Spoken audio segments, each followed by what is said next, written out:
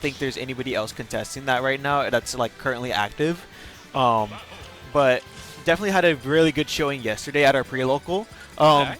Got second place, lost to Yamanak twice in grands, and doing some good along the way too. I know Gil So he Hugh was in lost the to past. Almanac twice in Grand, so that means he came in from winner's side. Yeah, beating Gil Hugh, beating Choir, beating Richter Money, like a couple Houston talent players.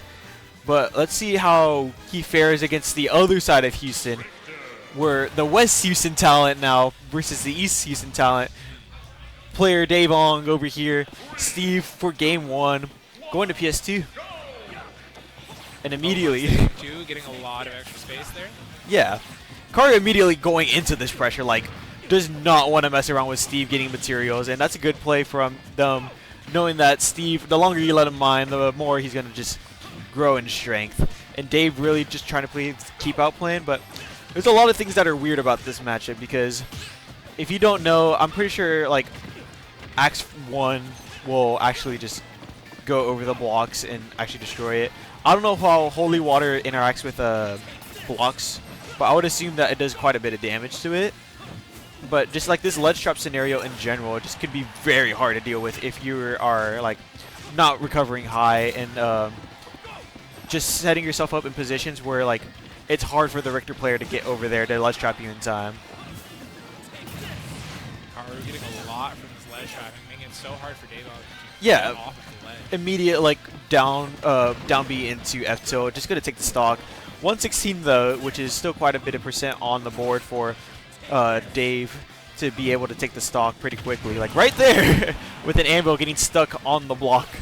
Something that you don't want to do. Don't dash into the block, otherwise you're gonna get yourself in a situation where you bonk it. You know, it's very interesting seeing like a top level Belmont like this, because typically when you think of your typical like random Elite Smash Belmont player, you think of someone who's like very defensive, very campy, right?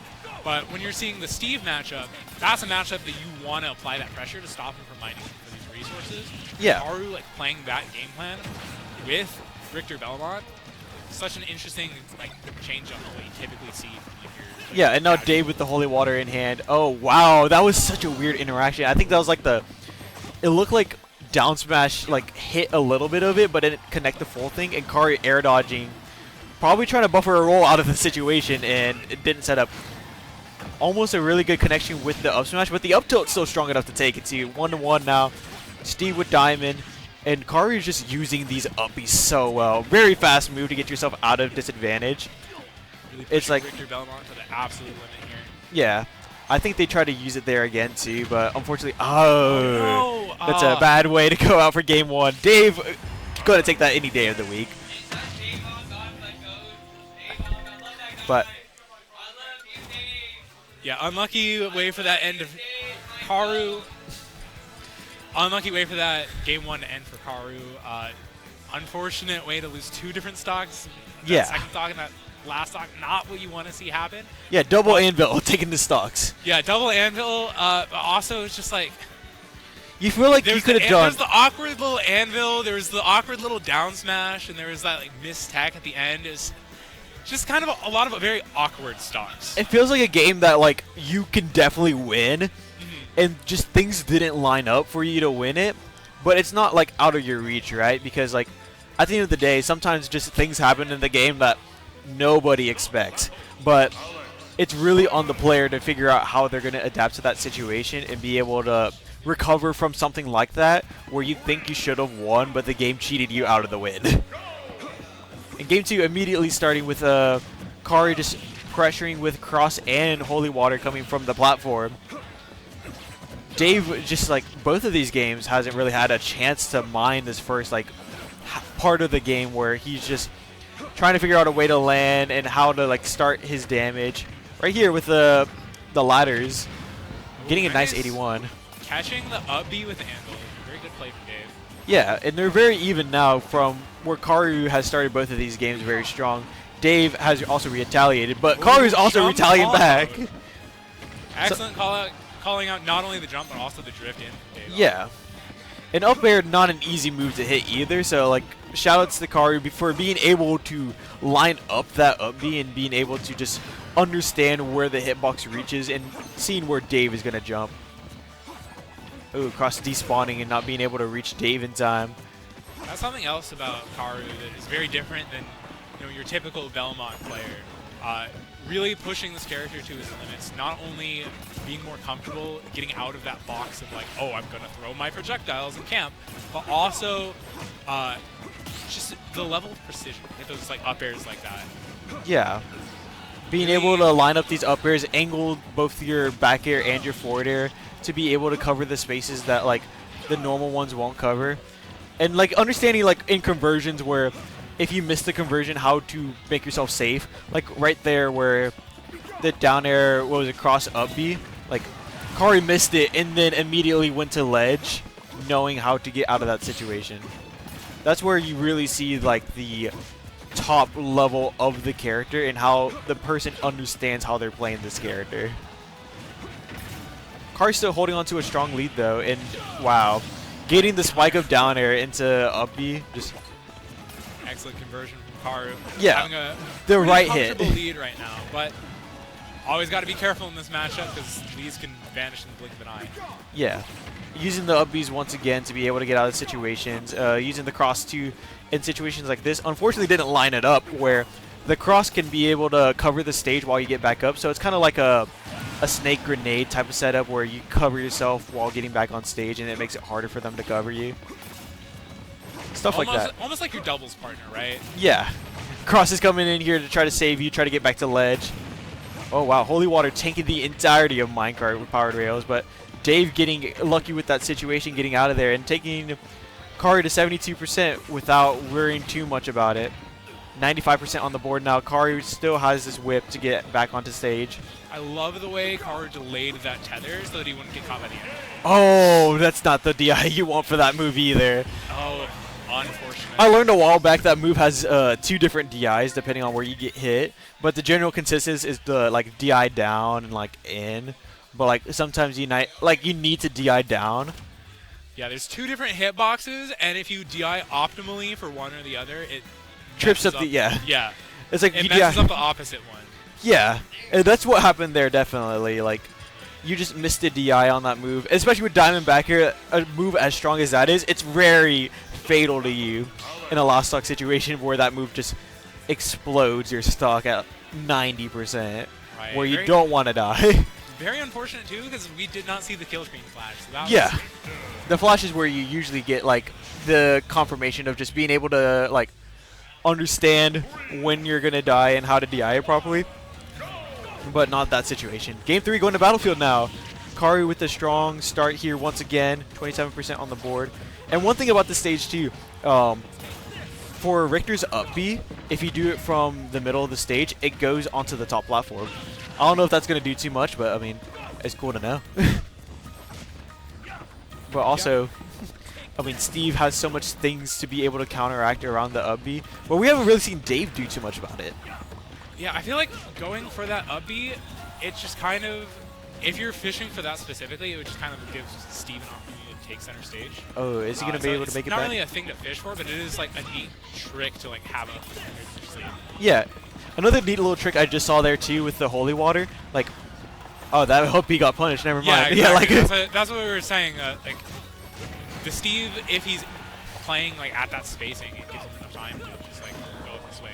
Yeah. Using the diamond bagger to clank with the cross is so funny. I'm pretty sure cross has more priority on the way back though. Like, it actually is just a move that you need to beat out. Otherwise, it's just gonna like pretty much not even trade with you. It just ignores you.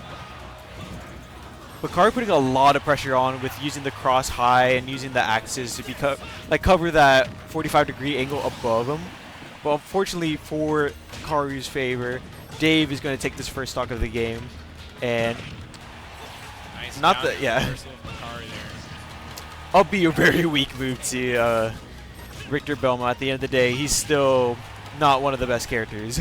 Something I want to point out from the way Karu is handling these offstage edgeguard situations, I feel like a lot of what he's doing with his projectiles is not even necessarily to hit Dave. A lot of it seems to be to force him to minecart high and burn iron. Yeah. And even then, like, Dave still has a reserve of iron to just be, like, comfortable enough with being able to get out of disadvantage. And Dave going for the footstool down here, using some of his iron already. But, like, he's staying usually at a calm 2 or 3, like, iron. Burning it all there, though, but going to immediately mine it back. Last stock for Karu in this game 3. This could be the winner side stock if Dave does just close this out for this game 3. But Karu not going to let down without a fight, using this up B around the platform. Maybe there's something that is going to happen with this platform later on, but who knows. And one thing I want to see more from Karu is just, like, in general, I feel like he's playing a very aggressive game. He could definitely just take a little more time with just figuring out how to deal with Dave, because I feel like Dave is just overwhelming him, and then Karu is just kind of like stuck in a position where like he doesn't know what to do now because he got himself into a scramble situation he could have avoided. This two frame, yeah, this so 2 frame. much here. 196 already, and Dave is just gonna eat that. Over and over. Dave finally able to break through. And that should, nope, never mind. He's actually not going to take it. Oh my god. A 212% post hit. There we go. Yeah, that looked.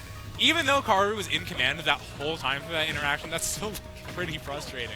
Yeah, like, I think Dave was just kind of like at the mental, like, where he's just content with taking all of those hits, knowing that, like, if Karu messes up once, then Dave gets back on the stage. But if Karu doesn't mess up, then it's just like, there's no kill to it if Dave holds the state, or if Dave holds the ledge there.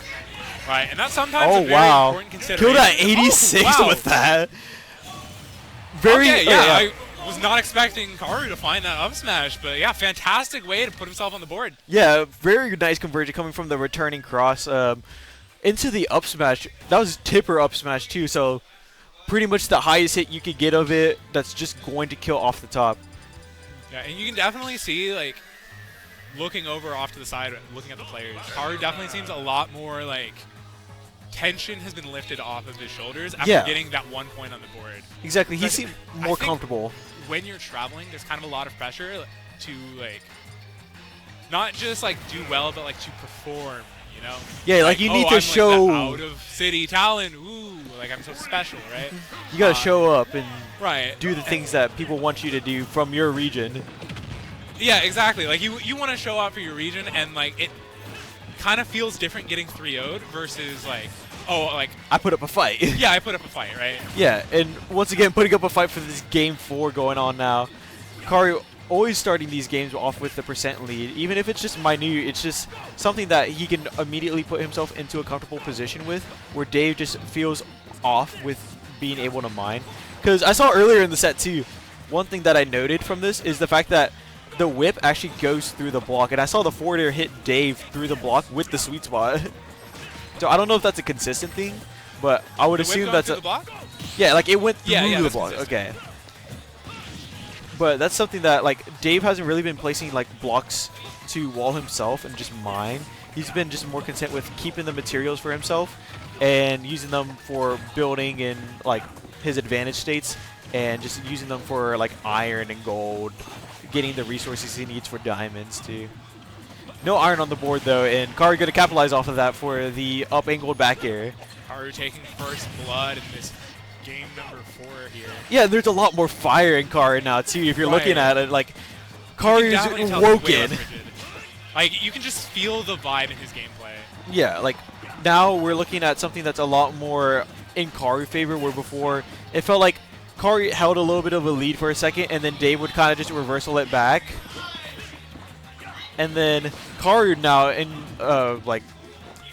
the opposite of what it was before, is just dominating with these ledge traps, going with these jump reads, taking the stocks earlier than what Dave was losing them at before.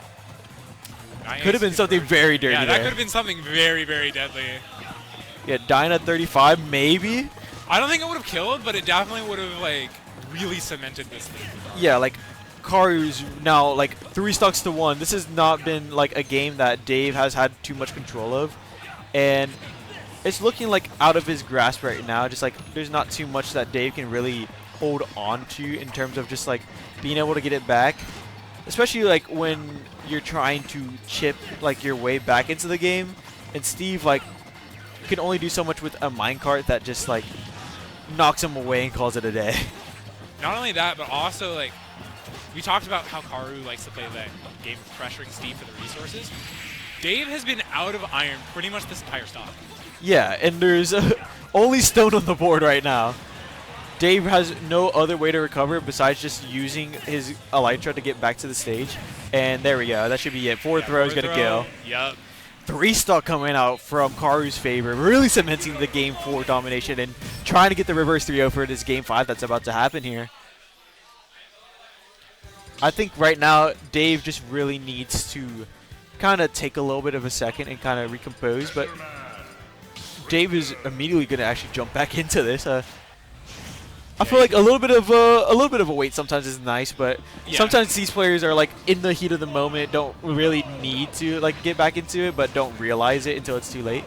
Like right now, like Game 5 already starting with like a very dominant game for Karu, 20% on the board, 32%. Like Dave really needs to just figure out the way on like how to handle the fact that Karu is just pressuring with these like crosses to get Dave off of him and the axes to cover the recoveries.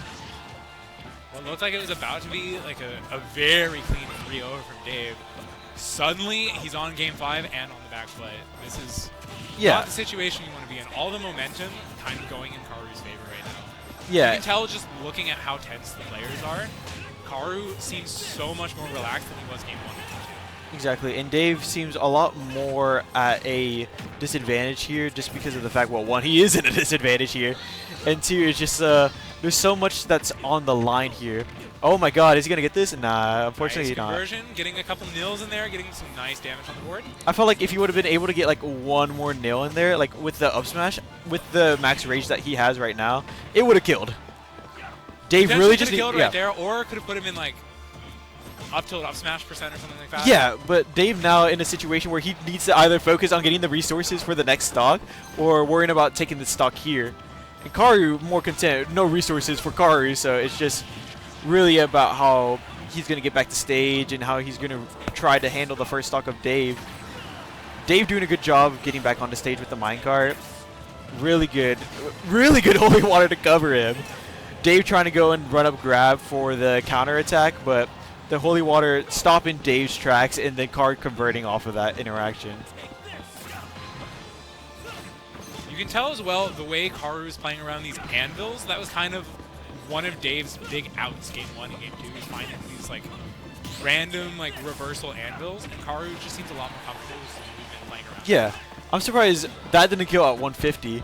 Oh, Dave trying to go for a cheeky setup there. If Karu held shield, I think that would have been a shield break. And if not, then Karu would have broken the block and just taken his own stock pretty much from that. 65% though is not like too far from what you want to be able to take a stock, but as you're building up this percent, it becomes a lot harder. Like, wow, I don't know what happened there, but that was a really good conversion. Also, like, the meter on resources is completely empty. It got a little bit of iron when he respawned back in, but when Karu found that up feed, it was completely gone. Yeah, and Dave now just at a loss of just like meter for when it comes to all the resources in his inventory. Just you only have this one iron to hold onto the stock, and Karu is just covering everything that he needs to so that Dave can waste the iron. And now nothing on the inventory. Dave going to use the diamonds real quick. Got to mine as much as he can. Right. Definitely not unwinnable simply because this is Minecraft Steve, but it is a big mountain for Daveong to climb. Yeah, and every time he's going to need to climb without a lot of resources in the bank right now. Yeah, and the problem with this too is like Karu is just ready to reversal every single time Dave gets a hit. It messes up the conversion. Because we've seen up B shown up the past couple of times just like right there. Like Dave misses a hit that's crucial for his advantage state, and Karu in exchange just takes away the advantage from Dave and makes it now his favor. And now that's going to be Game 5 going to Karu. Karu with a bit of a pop-off, slamming his hand down on the table. I don't blame Karu. It is Steve at the end of the day. Steve is definitely the best character in this game, and it's really hard and frustrating to deal with, especially if you have characters like Belmont's where they have to do so much like little execution things to just kind of change up the game plan and figure out how to get in on a character like Steve. you do have some good tools, but at the same time, you are still a character that is not as good as Steve. Karu now going to go into top 16. Not only was that clutching up on Steve, but that was clutching up a reverse 3-0. Yeah, which is on something Steve. that's always going to be tense. There's always going to be a lot of pressure, especially with how those first 2 games went. Yeah. And how that game 3 went as well. Because remember, that was almost a 3-0 in terms of that game 3 as well. That was like a last stock, last hit nail biter that Karu was able to just like figure out how to make the comeback and like clutch victory from the jaws of defeat and keep that momentum rolling into the next 2 games. So very deserved pop-off from Karu. Oh, definitely. Yes. And now it looks like we're going to be getting Richter Money versus Mutace. This is going to be for top 8 winner side. Richter Money Mutace. Yeah, and it looks like, looking at the bracket here right now, we're seeing Chag beat Peach Fuzz in a 3-0, and Brandon taking an upset over Atomic in a game 5. Oh, yeah. So now Chag is going to be fighting. We could have gotten that set. Brandon Atomic sets are We're probably going to get it anyways. We're probably going to get all of top 8 qualifier. We're probably going to get a decent amount, but like if Brandon and Atomic specifically, like yeah. And I know their sets are always phenomenal. It's one of like those kind of like hidden Texas classics where like it's not always, you know, the like most prominent set on stream, or sometimes it's like off stream or whatnot. But it, like if you're there, and you know it's gonna be a banger set. Yeah,